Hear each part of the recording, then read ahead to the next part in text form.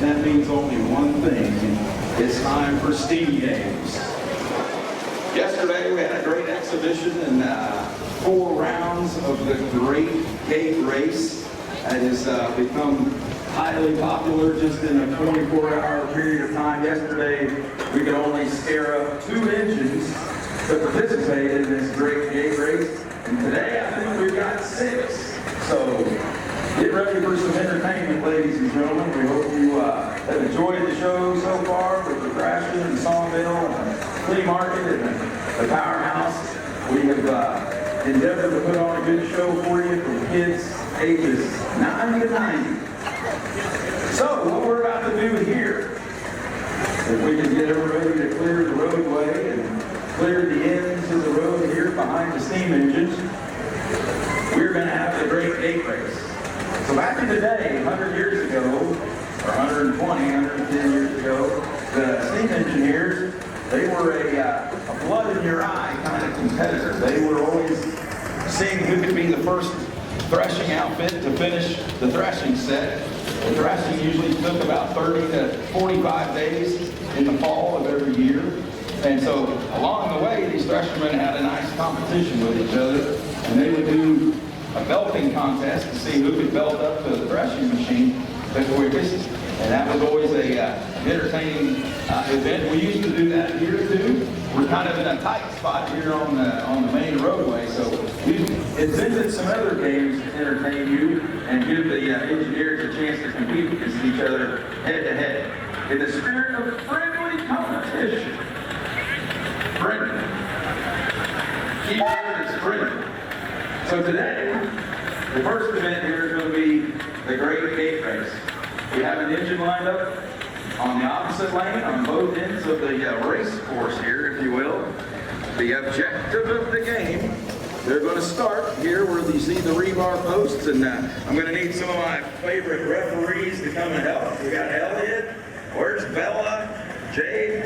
We're going to need someone on the other side to run those finish line posts. If you feel like it, go ahead, jump out there. So the objective of this game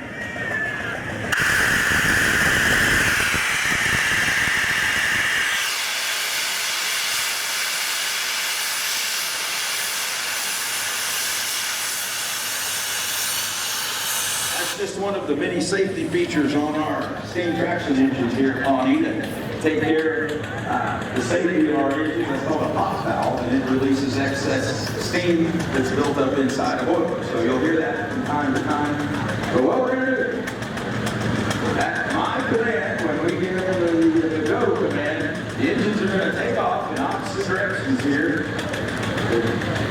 The job is to open the gate. You got to either stop your engine or some manner of stoppage of your engine. Open the gate, pull your engine through, shut the gate behind you, turn around at the end of the course, past the rebar post, come back the other way, open the gate, shut the gate, and then it's a race to the finish line down here where Jake is at for Will's lane, because you're going to make 2 laps. So it's a head-to-head competition. It really is interesting at the turnaround phase, as we saw yesterday. So, I think our engineers understand the game. Everybody will learn quickly if you haven't already. This is a 1915 25 horsepower Russell steam traction engine. On this end, this is Will Ratley out of Mountains, Oklahoma. And this is a 16-horse Nicholson Shepherd single-cylinder steam traction engine. This is Dalen Wolf out of Cushing, Oklahoma. Today we're going to have multiple steam engine manufacturers represented with Case, Russell, Dar Scott, I believe, is also going to be in the race today. So, gentlemen, I heard the whistles. It sounds like you're ready. This is going to be fun if you've never seen this. We have some people here streaming live on Facebook too, so not only the thousands gathered here, but tens of thousands around the world watching the Pawnee steam engines. All right, guys, somebody needs to stop talking and get busy. On your mark, get set, go! We've heard the story that slower is faster, according to our law enforcement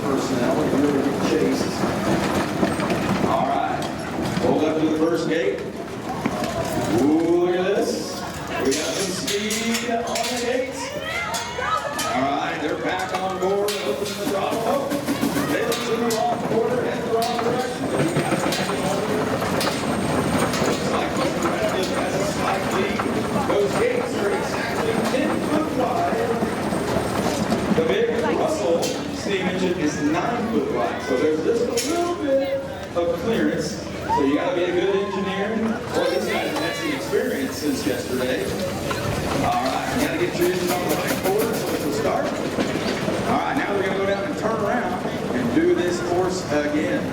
So we're going to see the strategy here. I see Mr. Wolf down here going to do a 360, while Mr. Ratcliffe looks like he's going to do a threshing machine U-turn.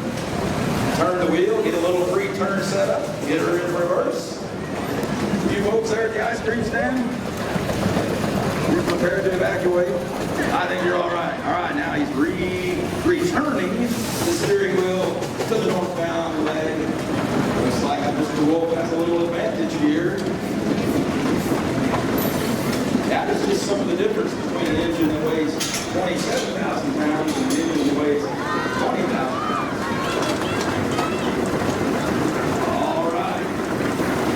Mr. Ratcliffe's going to have to do some quick thinking here on his feet. It's going to be how fast. Oh, where's that block come from? Oh, no. We don't call it cheating. We call it creative engineering. Oh, God. What is happening? Oh, goodness. And he wins anyway. Try there, Mr. Ratcliffe. We can always count on our engineers around here to be creative. That's how these steam traction engines were created in the first place, by men and their minds.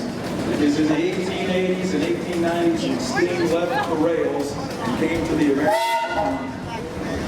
All they had was an idea in their head, a pencil, and a drafting table, and they invented these machines out of absolutely nothing.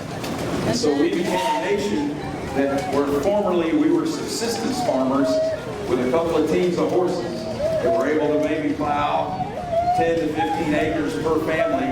We went to being able to farm thousands of acres when the steam traction engine came to the farm in the late 1800s. So we went from a subsistence nation to a nation that fed the world. And that is how the United States became originally great the first time.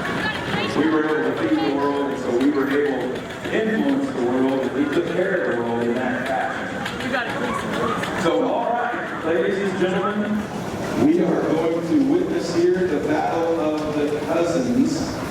We have a couple of Cracker Jack 50-horse case steam engines that are about to line up here head to head. Down here on the north end is a 50-horse case. Michael Mitchell is cousins with Mr. Chad Kelly that's coming up here on the 50-horse case that he purchased several years ago from longtime member Mr. Ross Staggs. It's been a really fine engine, Cracker Jack engines, as our old engineer Chatty Atterbury used to say. That's a Cracker Jack engine right there. The 50-horse case was the mid-size engine case. It could easily handle a 6-bottom, 8-bottom plow in good soil. It was great for threshing. It was easily maneuverable.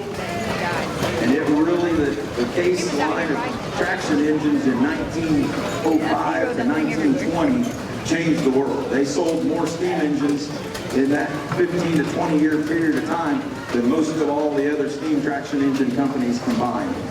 So the J.I. Case Thrashing Machine Company is still alive and well today as Case IH, as you well know it. But this is what started it all. Okay. Are we sure that these posts are equidistant from the gates, Mr. Ratcliffe? We wouldn't want to give any of our competitors an unfair advantage. Mr. Ratcliffe, did you measure with your GPS coordinates? Make sure that our rebar posts are in the right place? You guys got something to say? Good job today. Thank you very much. You need to catch your wind. Get you a Pepsi. Yeah, I there were 20 paces, but 20 paces. It might not be 20 paces. 20 paces is what the rebar posts are. So, ladies and gentlemen, we have some stranded visitors in the road. Please help them find their way. Yeah, that's okay. It's all right. We love everyone here. Okay, we're not taking bets here today. This is a good family organization. You can do that down in Texas. Up here, we're just. Every freaking gas station can take bets. Oh wait, you have that thing called the lottery. I digress. Okay.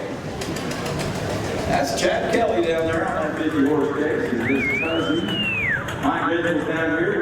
We agreed them on the rules, I think, or the lack of rules. So, whichever way you can turn around at the end is all up to you. Your engine doesn't necessarily have to go 180 degrees to turn around. You just have to get back across this end line, if you know what I'm saying. So, without further ado, are you gentlemen ready? Please signify with a toot of your whistle.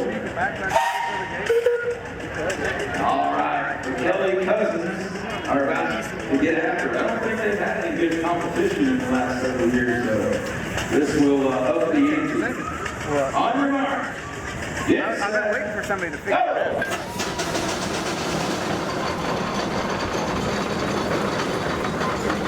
Both of these engineers have been around Pawnee since they were knee-high to a grasshopper, so these engines are no stranger to them. Oh, there it comes. All right. We got horses drawn. Uh-oh. Something happened to your gate there. It's all right. It's over this one. God is smiling on your gate today. Now we can figure out which way to get started. Oh, no, it's off center. You ever heard of the term trying to get off center? Well, that is unseen. Uh-oh. Mr. Mitchell, you've got to close the gate before you turn around. You're going to have to stop your engine and close that gate before you turn around. Get the gate! Put some of that CrossFit muscle into action. All right, now the game looks a little more even. Uh-oh, he's going to run over the rebar post. He's trying to just clean a little mud off the dirt. You told him it didn't matter how he did it. That's right. I told him it didn't matter how we turned around. So here comes As long as he did it. Mr. Mitchell. He's doing the classic threshing machine 180 if he doesn't run over the ice cream sign first. All right, get a little pre-turn in there. There's a little bit of NASCAR in this event. Oh, man. Look at that 50 horse case coming back this direction. He has quite the advantage.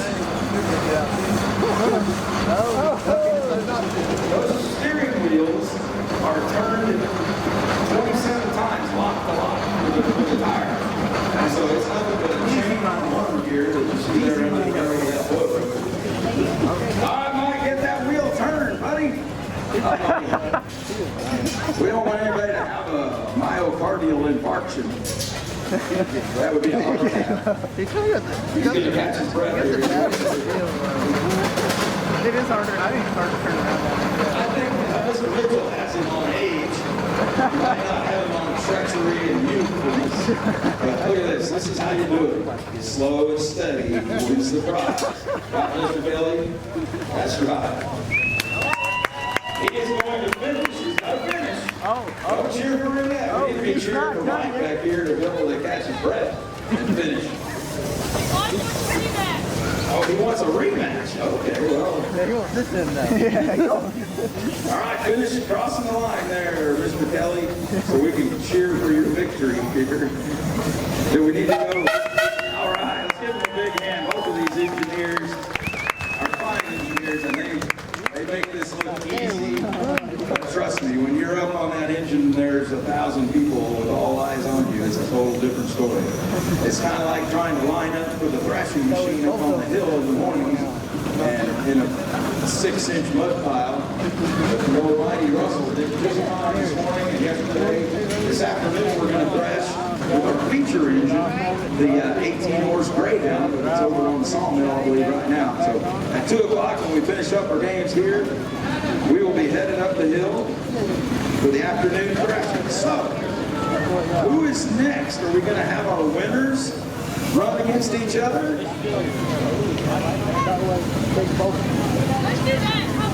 Okay, tell Mr. Kelly that he is in the finals. We've had 2 heat races, and now it's time for the A feature. There will only be one feature today. Winner take all. Oh, here's one of yesterday's losers. Competitors. How are you, Mr. Gage? Oh, you want a rematch? Okay, maybe next year. We'll do what we can. We got to get all of our competitors through the race. I like your enthusiasm. E for effort. That's what we try to grow around here is the good, competitive, friendly spirit. The way of the threshing crews back in the teens and 20s, there were 15 to 20 men on a threshing crew. And they lived, eat, breathed, slept together, not in the same bed maybe, but it was underneath a threshing machine. Because these men were men, that's for sure. And over the course of a 40 to 70 day threshing run, they ate every meal together. They worked their butts off to bring in the harvest. And it was a great time of the year because that was how everyone fed their family and how they had a little money for clothes for Christmas. Well, I guess Mr. Kelly's decided that he's one and done. So we need another competitor for our next round, unless we do need the Gar Scott in the race. Let's bring the Nicholson Shepherd back up. Where's Mr. Wolf? Dalen? Which one? There's only one Nicholson Shepherd here, isn't there? Which wolf? Oh, which wolf? I think your dad has said he's the permanent crew chief, so you are the engineer. Thank you, Mike Mitchell, for your putting up with us. You did a great job. Hey, I want a rematch. A rematch, yes. So we're going to build the fires for next year's steam engine show. I think we've caught on to something here that's fun now. If we have time after this last race, we will have a slow race with all the single-cylinder engines. Sorry, Mike. I thought you've been up to the camper. What attitude? You're so late.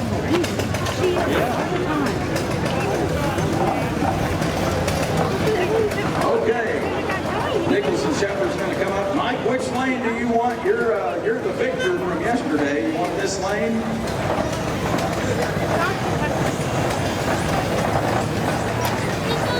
Okay, he's going to take the southbound lane, yes. Now, what you see different here about this engine is this is a double-cylinder steam traction engine made by the Gar Scott Company out of Richmond, Indiana. Also, Gar Scott and Lumley combined to form the Gar Scott Company Tiger Thresher line. This is a double-cylinder engine, so it's exactly like a steam locomotive that you would see on the rails. There's 2 cylinders. They are 90 degrees opposed, so you can never get one of these engines stuck on center. They have 4 power strokes per revolution of that wheel. That's why the steam locomotive was such a powerful piece of equipment. All right, so we're going to get lined up here. Welcome to all of our visitors online that are watching it live stream. We've truly come a million miles since this threshing show was begun back in the 60s. I believe this is 61st or 62nd year that we've been doing this here in Pawnee. And for all of these years, we've survived without serving a single drop of beer or whiskey. And that is a feat for a business to stay alive, that intermingles with the public and not sell a drop of whiskey in 60 years. So we're proud of that. We did have the Budweiser Clydesdale was here one year, and I think that was the only exception that was ever made. Okay, we have Mr. Mike McKnight back here on the 18-horse Gar Scott. Mr. McKnight hails from Mason, Tennessee. All right, we have our judges in place on the rebar post.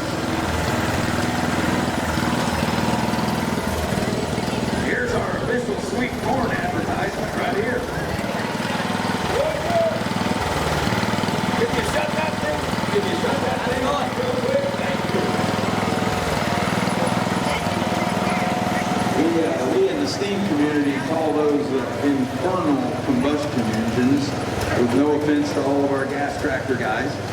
But the thing that you'll notice about the steam traction engine as well is it is very quiet. We call them the silent giants. You can walk up next to one of them when they're under operation and it sounds like a Singer-sewing machine. But we just call it a Singer-sewing machine on crack. Now my good friend Mr. Chatty Atterbury, he said that a properly operating steam engine should make no more noise than a cat lapping milk out of a saucer. Wise words right there. Mr. Atterbury is with us today.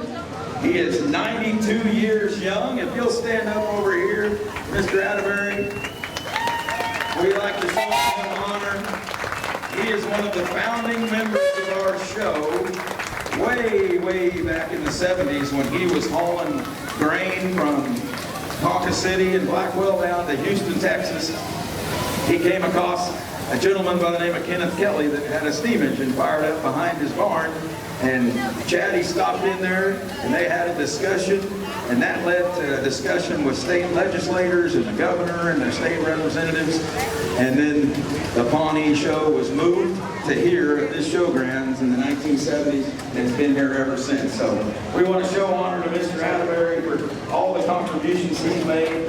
He was the very first president of the G.I. Case Heritage Foundation, which has kept at least all the J.I. Case engine fans alive and kicking. It's a big foundation. We're on Facebook. They go all across the United States with a different expo every year. So the preservation movement is alive and well, and we couldn't do it good without these young folks. Is that Mr. Dave Coughlin back there? All right. Now, yesterday, Mr. Coughlin had a few struggles on the old R. Scott, but we'll see if he's got the kinks worked out today and is ready for a battle against Mr. Dalen Wolf over here on the Nicholson Shepherd. So, gentlemen, if you'll signify your readiness with a tune of your whistle. All right. You know the rules, or the lack thereof. Be creative as you possibly can. Except don't throw a block in front of somebody's wheel like that raffle guy. I think that's cheating. But we won't say anything. He lost anyway. Sorry. I love you, kid. All right, on your marks. Get set. Go. Now you'll hear the double-cylinder engine makes a different noise because every revolution he's got 4 power strokes, very smooth power. The single-cylinder engine gets 2 power strokes per revolution. Uh-oh, let's hope that thing comes back. All right. Put that engine on the right order to start. Dalen has the lead so far. All right. Gate is moving steadily. Don't run over that gate like you did yesterday, Dalen. All right. Gage has taken wise counsel from his many mentors that the true form is slower is faster. He's got it. All right, now, he has the advantage with the shorter wheelbase on the guard. If he can get turned around real quick, he might still be in this race. We shall see. There we go. Hey, Gage, I bet if you went backwards after you passed that line, you could go through that gate and not have to turn around. But don't listen to me, I don't know anything. It don't matter which direction you go, which direction you're in. Uh-oh, I may have confused him now.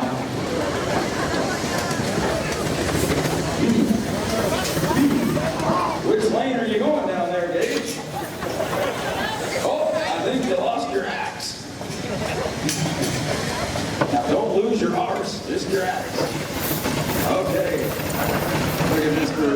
Cool, collected Dalen Wolf here on the slow roll.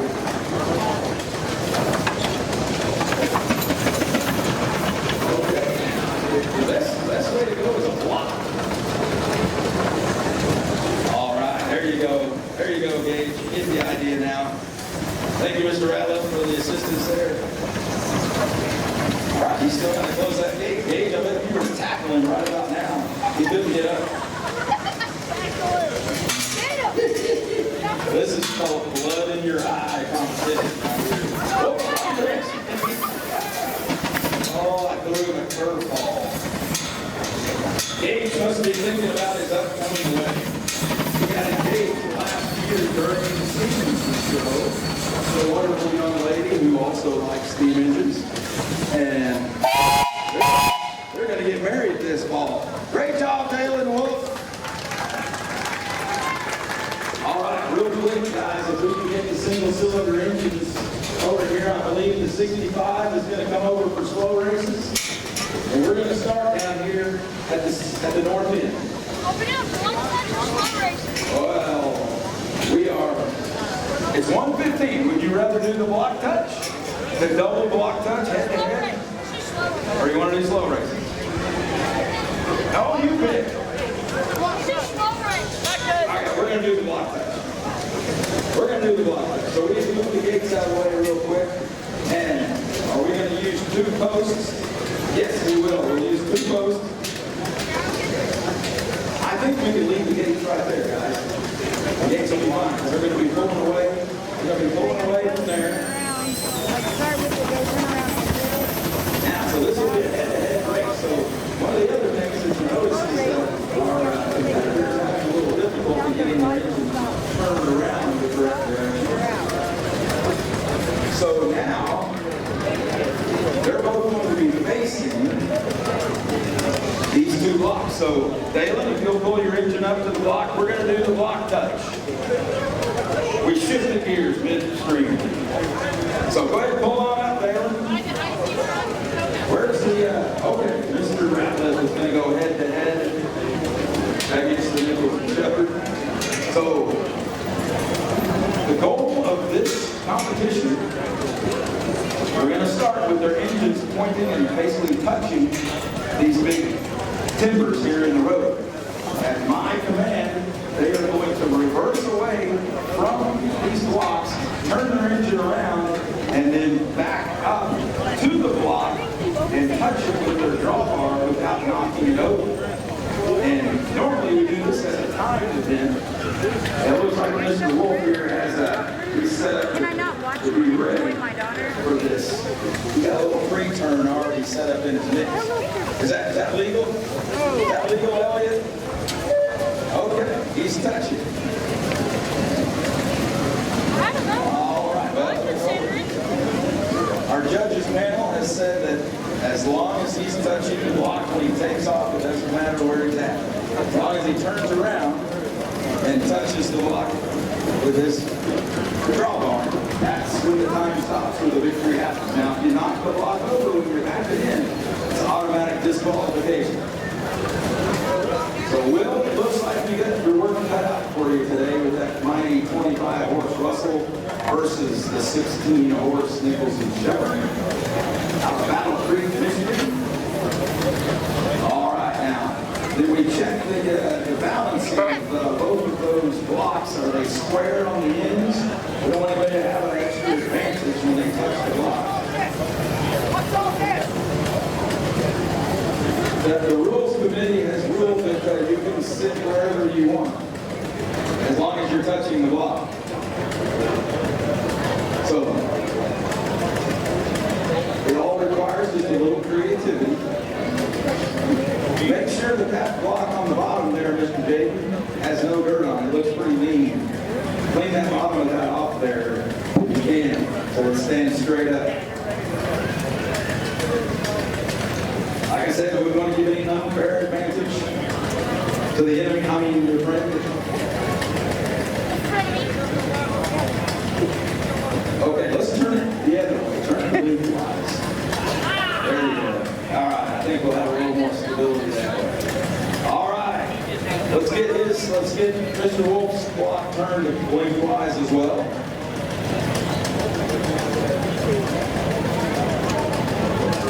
Okay, now let's put that block over here on the right side of his engine. It needs to be like to the furthest most front part, since he's taking this competitive advantage over his friend. All right, that looks good. Are you gentlemen ready? Oh, we have a new competitor on the Mighty Russell. This is Mr. Jerry Ladair. Texas, but we won't hold that against him. He runs a fine rolling steam engine that we had over on the Baker pan earlier. All right, ladies and gentlemen, are you ready? Engineers, are you ready? All right, we have a individual who might need to back their golf cart out, or it will be a smashed pop can. Okay, clear on the left, clear on the right. On your mark, get set, go.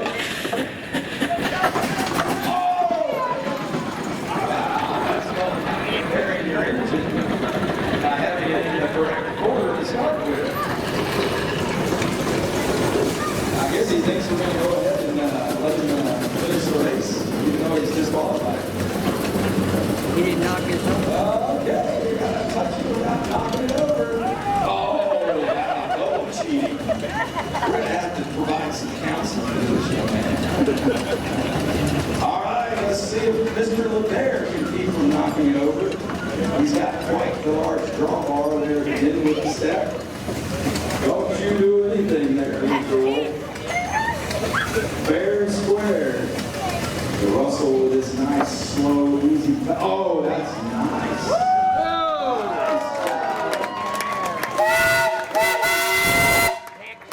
All right. Hats off to Mr. LePere. And he's only a six-pack into his day. Oh, wait a minute. Lots of Gatorade. Hey, take it easy. Easy, guys. Let him get out of there first. Okay, are we going to do a slow race? Wow, you guys are going to get the full bill of goods today. We hope you brought your sunscreen, because we're going to be here just a little longer. We hope you enjoyed just learning a little bit about the steam traction engine, what it meant to the United States and the world around. There are still steam traction engines operating in England, in Australia, Germany, and if you've ever seen some of the videos of the steam fairs that they have over in England, I don't care which way we come from. Let's start down at the north end this time. If you've ever seen the Great Dorset Steam Fair over in England, they call it a steam rally. And their steam engines look a lot different than ours. I have a hard time thinking they're attractive, but for the Englishmen, they're beautiful pieces of work. I like the old iron made by the American manufacturers. So all right, let's get slow races, Dale. We're going to start from the south end. We're going to start down here. We got a little more room. So 3 engines. That's not big engine. Slow races. That's not big We're going to engine. do one round of slow races. And yes, Bella, you can start the race. Go. You will be in the center of the road just like they drag strip race. When they start. No. Okay, let's get our engines lined up Yeah, for the that slow one race. right in the middle of it. You need your rag. I don't have a rag. Use your glove. You need a red rag. Now you have a glove. Here, use one. I got a bottle. I got one. Okay, she has her equipment. All right, we'll get all 3 engines lined up down here at the end. And you will notice if you ever see the engines motoring around the showgrounds that every engine has about a top speed of 2.5 miles per hour with the throttle wide open. There was a reason for that. When they were inventing and designing the steam traction engine, the only thing they had to go on, the only design they had to go on was the horse. So, the gentlemen that were designing the engines thought, well, if we're going to replace the horse, the traction engine should go about as quick or as slow as a horse. So 2.5 miles an hour was the average speed of Bessie and Sally pulling a 1-bottom plow down through a field. So 2.5 miles per hour was the speed that they set the gear ratios on these steam traction engines. Just a little known fact for your next Wordle or Trivial Pursuit game, if you might play.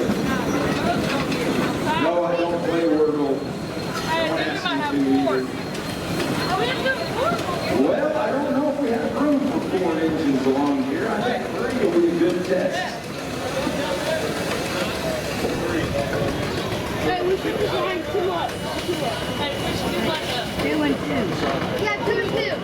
Yeah, won't have enough time to finish before thrashing. What I'm saying. Let's put all 4 of them on.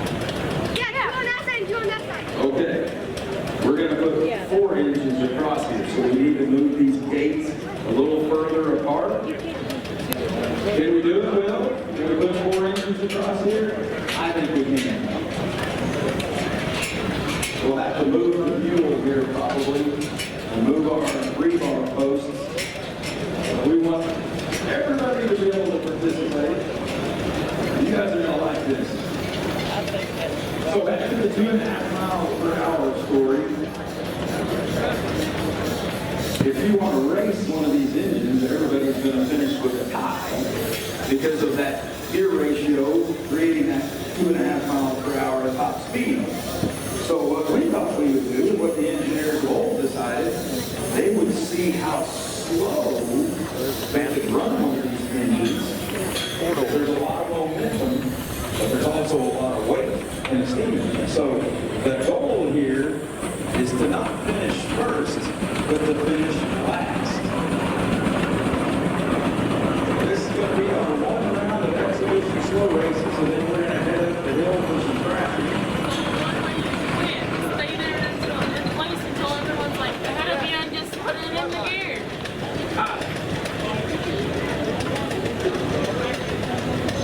Where do we want to start the line? Right there where you guys are at. The front wheels have all got to be in the same spot.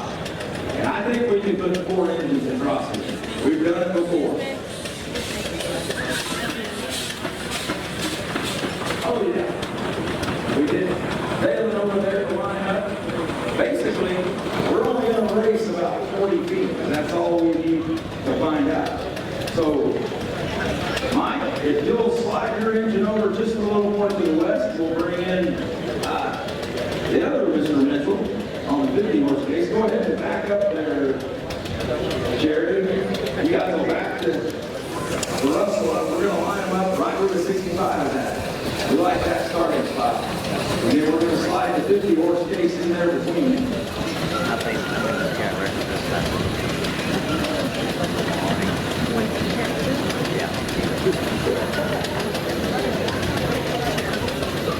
So it'll take us a second here to get set up, but I think you're going to enjoy it. We're going to get these engines in here tight, up close and comfortable with each other. So our judges in the field here need to get the engines all lined up, the front wheels in the same spot.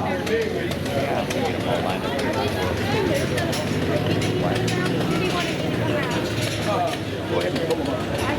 Yeah, the rebar is what they call it.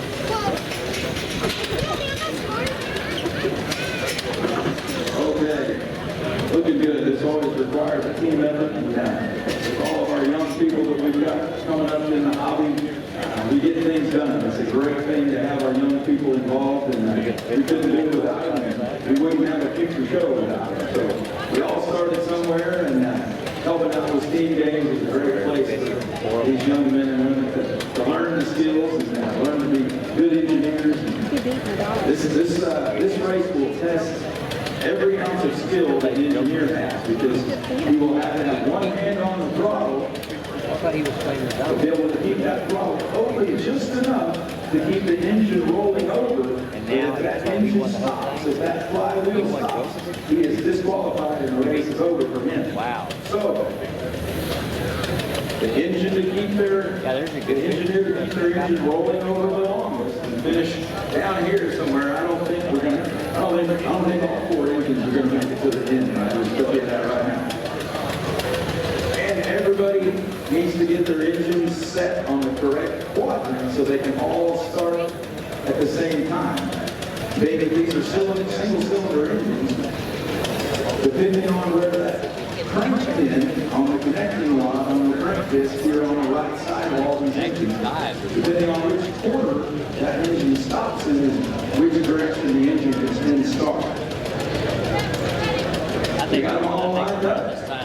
Now, Mr. Ratliff over here on the 25 horse Russell, you notice you got a little bit of mud in front of you, so that's going to inhibit your forward progress a little bit, so that might require a little more throttle.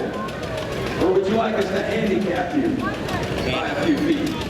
Okay, he doesn't want the handicap. All right, and we've got the Mitchell family here in the middle on the 50 horse Yeah, in the Pace, middle of the 65. And we got the Inland Wolf over on the 18 horse Nicholson.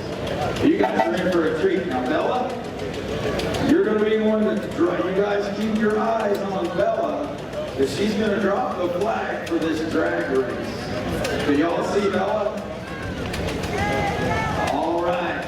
This is Bella Stoddard out of Kingfisher, Oklahoma. She's another one of our young tractor driver, engineer persons, and we love her to death. Okay, guys. Bella, you can raise your arm and drop the flag when you are ready. Go! Or should we say slow? All right, you gotta get started there, Mr. Kelly. Mr. Mitchell. What's wrong, Mr. Wolf? Are you dead already? Well, Mr. Wolf is a DQ. All right, the Russell over here on lane number 1 is off to a really slow start. He's actually winning the race right now. Oh, our guy's All right, now you'll notice the other guy's going backwards. all we have to do is be able to get that connecting rod and that piston to just break that flywheel over center. You'll notice just barely going there on Mr. Mitchell's 65 horse case. All right.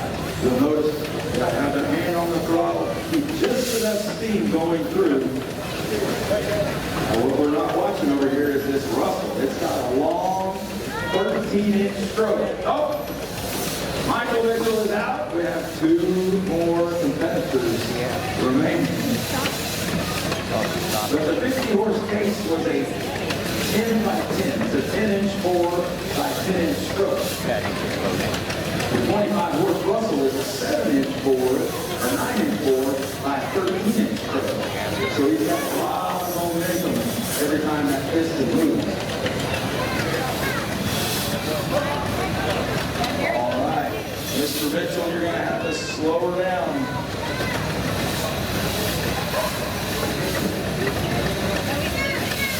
Oh, wow, that was a good one. Mr. Reeves, you might need to like hang off the back and try to pull her back a little bit. Slow her down some. This is Kyle Reeves on the steering wheel over here. Another lifetime member of Oklahoma Steam Tractors. Well, I don't think it's going to be a photo finish. Do we have a finish line down there, fella? Okay. You're doing a great job, Will. Don't let me distract you from your concentration. Oh! And the Mitchells are out in the Mike Russell finishes.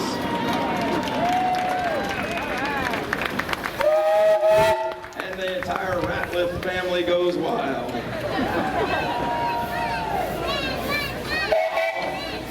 All right, ladies and gentlemen, the time is 1:30, and we appreciate all your patience and your attention as we try to pay it forward here to give everyone a little steam education.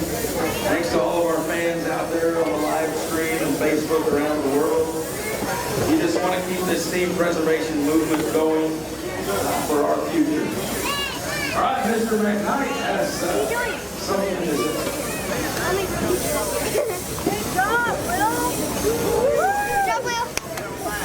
Bella, where's Jaden? I understand we have one more slow race between the half scale, or correction, the single cylinder Nicholson and the Dark Scott, which is a double cylinder engine. So we have one more race. We hope you enjoyed your day. Make sure to have some ice cream and snow cones and barbecue up on the hill from Cary. The fire department's cooking the best hamburgers in 3 counties.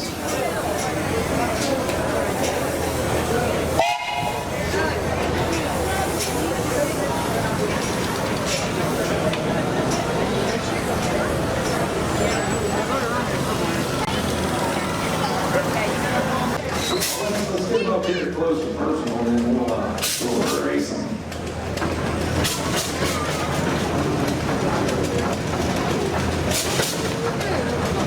So what we decided to do to make this race a little bit more fair engineers between these two engines. Mr. McKnight, over here on the Nicholson Shepherd, he is the owner and operator of 18-month double-cylinder R. Scott. And Dalen and the Wolf family is the owner and operator of the 16-horse Nicholson Blitz, single-cylinder versus double-cylinder. So it's,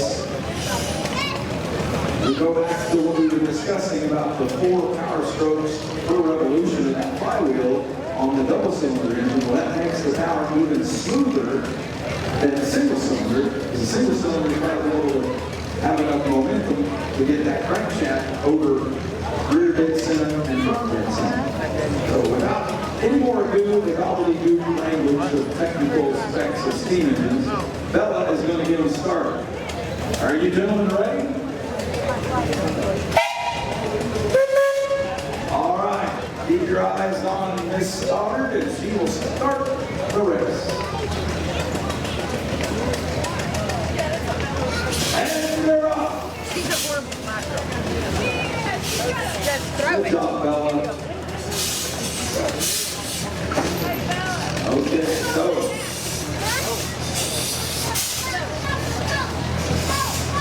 I believe Mike owns some single-cylinder engines back in Mason, Tennessee, so he's no stranger to do a single-cylinder engine going. But you'll notice just how slow. Oh, race is over.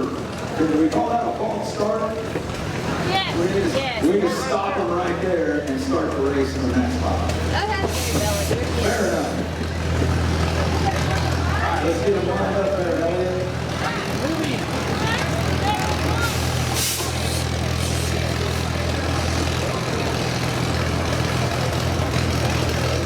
Okay, we got one of the parade participants coming early here for the show. So we're going to have one.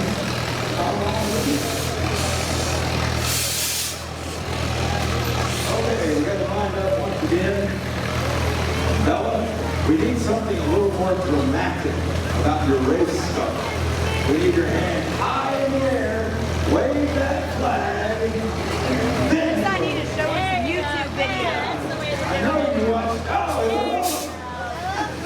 We know you watch YouTube videos and TikTok. I don't watch That's good. TikTok is good. YouTube though. YouTube.